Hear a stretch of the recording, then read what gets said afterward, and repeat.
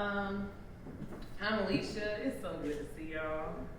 Been thinking about y'all for the last couple of weeks as I was thinking about what to say in this space. I'm not going to sit because I don't bring my lap cloth when I'm church and stuff. So, lap cloth, my knees showing.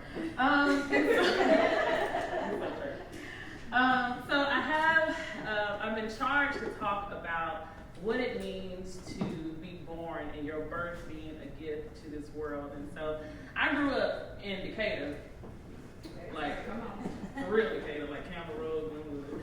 And so I grew up in this small Baptist church over there in Lithonia off of Panola Road. So first of all, you hear my accent coming out, right?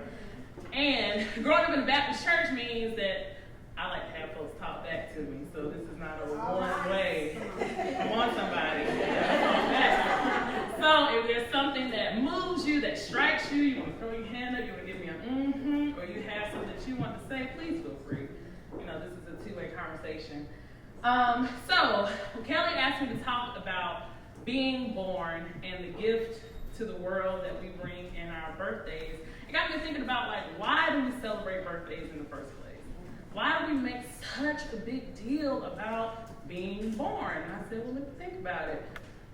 You have this little cell thing that multiplies and grows and it develops bones and ligaments and muscles and eyeballs and like these things sprout out of its body that's called arms and legs, like real magical stuff, right? And you incubate in your mother's womb for 9 months or less. Some of us, you know, came a little early. But we incubate and then we experience this growth process in our mother's wombs. We feel no pain. We don't feel these bones developing. I mean, isn't that something like supernatural? And science has tried to explain, you know, this birthing process and what it's like and what the contractions do. And all of that is great, but there's something about being born that makes us as human beings celebrate this occasion every year of our lives until we die. And that's something I really want to kind of set the tone about why this event is important, why we celebrate birthdays, why we celebrate life, because getting here is really a magical feat, it's a supernatural feat. Our mothers carry us, and they are the ones that feel all the pain, right? And the stretch marks, and you know, this 8-pound baby busts out of this 2-inch incision or hole or whatever the case may be, right? Let's keep it real. But even that process is something that is supernatural. And so it takes me to think about gifts and purpose. The gift that comes from being born into this earth, and the purpose for being born into this earth. And it reminds me of Jeremiah 1:5 that talks about before you were in your mother's belly. Come on, somebody. All right now. Come on. I purposed you for something. Yes. God said that there was something that was in you that I gave to you before you were even conceived. And so what does it mean to have a gift? And what does it mean to have purpose? And so I was a high school English teacher for like 4 years, and so I like to make it real simple. So if y'all don't walk with me, I see people taking notes. See y'all, come on. So let's talk about what a gift is. We're gonna go real broad, right? And we're gonna work our ways down to this kind of narrow understanding about purpose. What is a gift? Anybody wanna chime in? What does it mean to be gifted or to have a gift? Anybody? Come on. Something given freely. That's good. Anybody else? Come on. I say something given freely with much thought. With much thought and intent. I like that. All right. Gift is a blessing. It is a blessing. All right. Anybody else? These answers are exactly what I was going to say, so thank you. A gift is something that's given freely, and when I looked it up in the dictionary, it also said, a couple of words it gave that stood out to me was that it was an offering. I love that word, that it was an offering, something that you just give without the expectation of receiving something back, right? Because we don't like Indian givers, right? No, we don't like Indian givers. And so that's what a gift is, something very real, something very tangible, something that we give away with the expectation of not getting anything in return. What about purpose? What's purpose? Direction? The answers always come really slow when we talk about purpose. The folks are like, hey, dude. Say that again? Intentional conscious living. I like that. Conscious. I like that word. You got something? No. Yes, ma'am. Maybe just the why. The why. Come on, you read my notes for the day. Yes. What were you saying? Just intention. Intention. All right. So when I looked up purpose, it said the reason for which something is done or created. The reason, the motive, the motivation for why we do what we do. And so if I had to pair those two things together, I would say that gifts and purpose answer the what and the why of life. Gifts are what we do. Purpose is why we do it. Gifts are, I sing, I produce music, I'm a banker, I'm good with numbers, I run an event planning organization, I do PR. Those are the gifts, very real, tangible. I can pick them up, take them to anywhere in this world. But purpose oftentimes is what eludes us. I'm not really sure, like, why do I have this gift? What is it for? What purpose does it serve? And so I think the convergence of those two things between gifts and purpose answers the question about what and the why of life. Gifts are what we do, purpose is why we do it. And so the struggle, I think, for even in my own journey as somebody who teaches and preaches and sings and is what I call a secular ratchet. I'm like the sacred ratchet person in my group of friends. Like, I love Jesus, but I also love 2 Chainz. Like, what am I doing? I don't really know what to do with that. It's the convergence of these two things. Like, God, why'd you give me this huge ability to talk and to speak to people? What is it for? Who is it for? That's really the question that I think that we're kind of coming from this broad scope to this kind of narrow conversation about purpose. And so the difficulty I think people have about discerning purpose, being able to name their purpose, why they were born, what their gifts are for, is that we end up putting a lot of irons in the fire. I'm trying to this and this and this. I mean, that's what I've been doing. I gotta talk, right?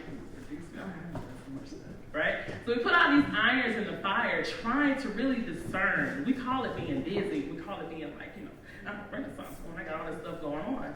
But we're thinking about the energy that is expended with all these irons in the fire, right? When we don't know purpose. And so what has happened in my own personal life, I said, when I discovered that I was called to teach and to write about faith and culture, I stopped writing for allhiphop.com. Not that I have an aversion to hip hop, but that's not what my gift is for. It's to talk about faith, it's to talk about culture, it's to talk about church. And when I started to find that lane, I was able to take stuff off my plate that didn't relate to my purpose. And so I decided, instead of going to law school, gosh, I need to go to seminary. Because that is the place that's going to give me the ability to do what? Write and teach about faith and culture. So you see how those things kind of interconnect, where everything that you do speaks to purpose. Y'all all right? Okay. So, here we're going to I'm going to narrow it down a little bit more. So purpose then has a dual function. It is both for individual development and community maturation to mature the community as a whole. Purpose is for individual development and for community maturation. So I was hoping that we would have flowers here, knowing Kelly, of course we have flowers. She's fabulous. So I got to thinking about flowers. And when this flower was just a seedling in the ground, it did not need anyone's permission to grow. The flower knew, even as a seed, the end goal and my purpose is to grow into a Gerber daisy. Not a rose, not a tulip, but a daisy. Because that's what God purposed this flower to do. And as this flower grew from a seedling into an actual bloomed flower. That was the individual purpose of this particular flower. But the thing about purpose and the communal aspect is that once this flower bloomed, it gave all the other seedlings around it the opportunity to do the same thing. And it is through our ability to say yes to our purpose and yes to whatever brand of flower God called you to bloom as, that gives agency to women around you to do the exact same thing. And there are people in this place, and even in this particular space, who are looking for someone that maybe looks like them, sounds like them, wears their hair like them, dresses like them. Said, she did it. She bloomed. I can bloom too, right? And so that's what we're talking about, the individual and collective goals of purpose, is that these flowers knew their individual purpose, to grow and blossom so they can be harvested to bring joy into different spaces all over this country. But they also understood that as a collective, when I do what I'm supposed to do, it gives other people the sense of ability to do what they're supposed to do too, right? Amen? Amen. All right, so we're going to turn the corner. Because it's all good to talk about his purpose and motivation. But what happens when purpose becomes a burden? Come on. Listen. You just sit there for a second. Come on, let me rest. All right. When purpose becomes a burden, a weight. Is it possible? I don't know. We can talk about it. Do you think it's purpose? Come on, somebody. Well, when you feel that the timing is wrong, right? Okay. Or you don't feel like things are lined up, right? Lord, this is what you called me to do, but nothing is working out. I can't afford it. Come on. The bank told me no. Preach that. The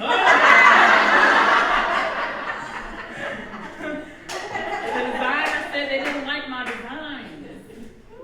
Right? The program I wanted to get into said my GPA wasn't high enough. What is it about purpose that is burdensome for you? That keeps you up at night? That has you making an all-call on Facebook? Look, I need somebody who can come and do this. You know, what is it that drives what you do, that keeps you up at night? That's weighted on you, that you feel like if I don't do this, I'm going to implode. Not explode, implode. Because it's almost like telling that flower, don't you bloom. No matter how much soil or water around you, don't you do that. I mean, the flower wouldn't even know what to do with itself. And we are the same way. When we are purposed with something and that there is not the space or time or resources to fulfill that purpose. But I want to tell you today is that you don't need external. Because when you tune in and when you tap in with the internal, I can't help but talk Jesus. I know everybody is not, Jesus-centered, but when you are attuned with the internal, everything, every need that you have will be met for your purpose to be revealed. Because why? Purpose is not only individual, it's also about community. And there is something that is in you that this world, your block, your neighborhood, somebody in your hair salon needs. And so who is our God to say that I'm not going to give you the opportunity and the resources you need to do this work when there are people out here waiting on you? Right? That's the turn of the corner. We're going to come back around the block though. I think about, the old Negro poet laureate 2 Chainz. Right? Who says, they ask me what I do and who I do it for. And I said, what about 2 Chainz? Talking about purpose, right? He said, they ask me what I do and who I do it for. He's talking about purpose, y'all. And I leave you with this question. Who do you do your life's work for? What is the work your soul must do? Y'all come on. Through realizing why you were born and the gift that is to the world, in what ways does your purpose shape the landscape around you? Because a lot of times, even the self-help books we read and the things that we are engaged in is very individualistic. Get yourself, do your work, worry about your family. But we have to start to turn that thing about purpose and gifts on its head to expand it to be something that is bigger than ourselves. And I talk about all the time about, we're kind of faced with these trials and these particular challenges, and we're like, God, why are you allowing me to go through these particular things? Don't you know I want this and I want that? I'm trying to get married, I'm trying to get this car, I'm trying to get this contract. And God is like, okay, but I'm concerned about character. Because where I'm taking you, for the people that you are going to encounter, character is what they're going to be drawn to, right? So I'm going to leave you with a couple of readings. Listen, I've read this little 80-page book 97 times, and it's called Let Your Life Speak by Parker J. Palmer. Let Your Life Speak by Parker J. Palmer. And he's talking about listening to your life, not mama's life, not dad's life, not sister's life, not soror's life, your life. Like Kelly said, she said, man, I gotta get back to my 5-year-old self, because that was my most authentic self. And he talks about, he's calling it vocation. Vocation and purpose are kind of synonymous. And so I'm going to read a couple of little nuggets that he has in this book on page 10, in case you get the book, and on page 16. He says, today I understand vocation quite differently, or purpose quite differently. Not as a goal to be achieved, but as a gift to be received. Discovering purpose does not mean scrambling toward some prize just beyond my reach, but accepting the treasure of true self I already possess. Purpose does not come from a voice out there calling me to become something I am not. It comes from a voice in here, calling me to be the person I was born to be, to fulfill the original selfhood given me at birth by God. And finally, he says, our deepest calling is to grow into our own authentic selfhood, whether or not it conforms to some image of who we ought to be. As we do so, we will not only find the joy that every human seeks, we will also find our path of authentic service in the world. And here's what I want to leave you with. The purpose is the place where your deep gladness meets the world's deep need. Purpose is the place where your deep gladness, what makes you happy, what makes you sing in the shower, meets the world's deep need. So as we sojourn together today, talking about birthdays and gifts and purpose, I hope that you think about what we just kind of engage in together about purpose and about gifts and what that looks like, feels like. And I appreciate you all allowing me to speak before you today. You guys are beautiful. Really beautiful. Thank you. Can we hear just a little bit of the song? A little sample? Sure. Sure. You all right? On the spot, do you? I am things that you have done. Yes, I'm grateful for the victories we won. I could go on and on and on and on about your words, because I'm grateful, so grateful just to praise you, Lord. Flow